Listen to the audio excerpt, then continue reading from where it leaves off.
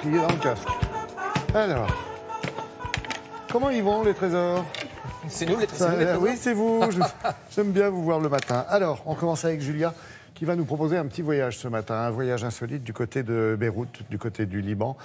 C'est marrant, on y reviendra tout à l'heure avec Frédéric, parce que le président Michel Aoun est à Paris aujourd'hui. Il est arrivé dès hier soir.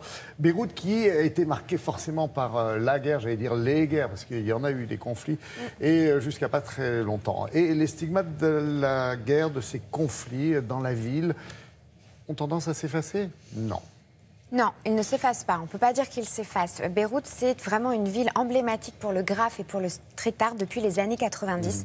Tous les artistes du monde entier veulent, à un moment donné, faire un pèlerinage à Beyrouth. Alors du coup, sur les murs, vous allez avoir évidemment une influence de tous ces artistes du Proche-Orient, mélangée à tous ces artistes du monde entier.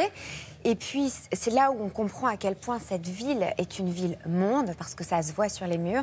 Vous parlez de stigmates de la guerre, donc il y a des trous d'obus, des impacts de balles. Et là, on prend conscience que cette ville, c'est une ville aussi résiliente, comme les Libanais d'ailleurs. Et on va utiliser tout ça pour créer. Alors, ces murs, ces impacts de balles, ils montrent la faculté à rebondir des Libanais et des artistes. Alors, on parlait de résilience, c'est ça, rebondir avec des mécanismes de défense comme le rêve, comme l'humour et donc comme l'art. Et c'est extrêmement présent sur les murs de Beyrouth. On pourrait s'attendre à des discours politiques, à des discours religieux. Et bien finalement, pas tant que ça. En fait, les artistes, ils ont envie de s'amuser, ils ont envie d'exprimer beaucoup de choses. Ils n'ont rien à défendre, excepté leur art, leur liberté d'expression. Vous allez voir, c'est tout un symbole. Je vous emmène au pays des cèdres, découvrir les street artistes libanais.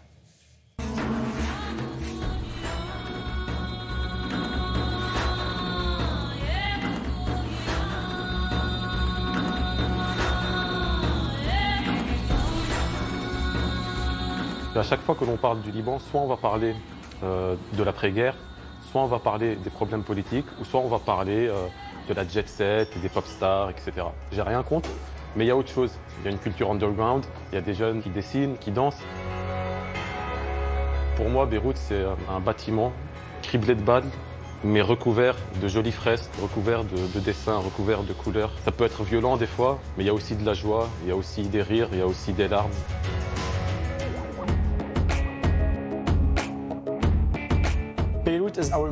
Beyrouth, c'est comme notre muse.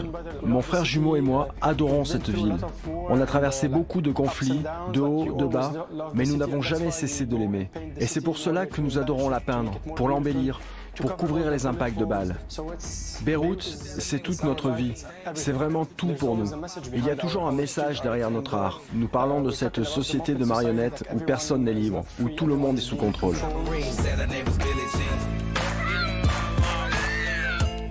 Le graffiti au Liban est assez toléré. Qui va embêter des gens qui sont en train de redécorer la ville?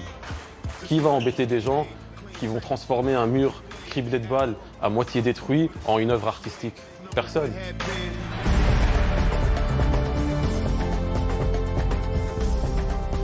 Sur les murs de Beyrouth, on va retrouver plein de singes. Est-ce que tu peux m'expliquer la signification de ce personnage? Il est apolitique et areligieux, il est ni chrétien ni musulman, il ne représente pas un parti ou un autre parti. C'est quelque chose qui me représente à moi et qui fait partie en fait de mon histoire que moi je partage avec les gens dans les rues de Beyrouth. Aujourd'hui, vraiment un lieu que j'aimerais beaucoup m'approprier, ce serait l'espèce de cinéma qu'il y a en plein milieu du centre-ville, la Grosse Boule. L'histoire qui porte, les impacts de balles, les morceaux de murs qui sont détruits. En fait, les lieux ont été abandonnés comme si les gens étaient assis, ils sont partis et l'immeuble, il est en ruine en fait. Mais ces stigmates, justement, ces traces qu'on va trouver sur les murs, toi, tu vas en faire quoi? Tu vas les utiliser? Aujourd'hui, quand je peins et que j'ai des espaces comme ça, j'aime à respecter le support sur lequel je suis en train de peindre.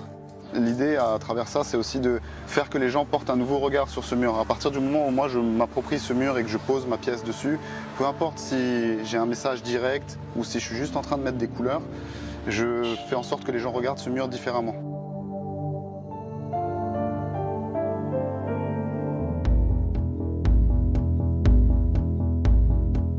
Il y a un style au Moyen-Orient et dans le monde arabe qui est le calligraphie. C'est le graffiti en calligraphie arabe.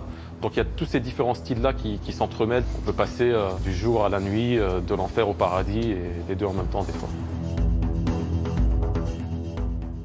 C'est récent ça, hein, Julia? Oui. Les premiers street artistes, c'est dans les années 90, mais vraiment l'émergence, c'est 2006. C'est à ce moment-là que vraiment ils ont commencé à beaucoup s'exprimer et surtout à sortir du Liban et à s'exprimer partout dans le monde. C'est la continuité finalement de cette vie dans la rue, à Beyrouth notamment. Exactement, oui. Folle journée du street art, c'est ça? C'est le rassemblement, ça démarre? Ça démarre demain, c'est jusqu'au 30 septembre. Alors, projection, performance, atelier, battle, concert, beaucoup de discours aussi. Et on va retrouver la projection du film de Salim Sahab qu'on a vu dans le sujet qui parle du hip-hop et du street art au Liban. Bien belle image. Merci beaucoup, Julia.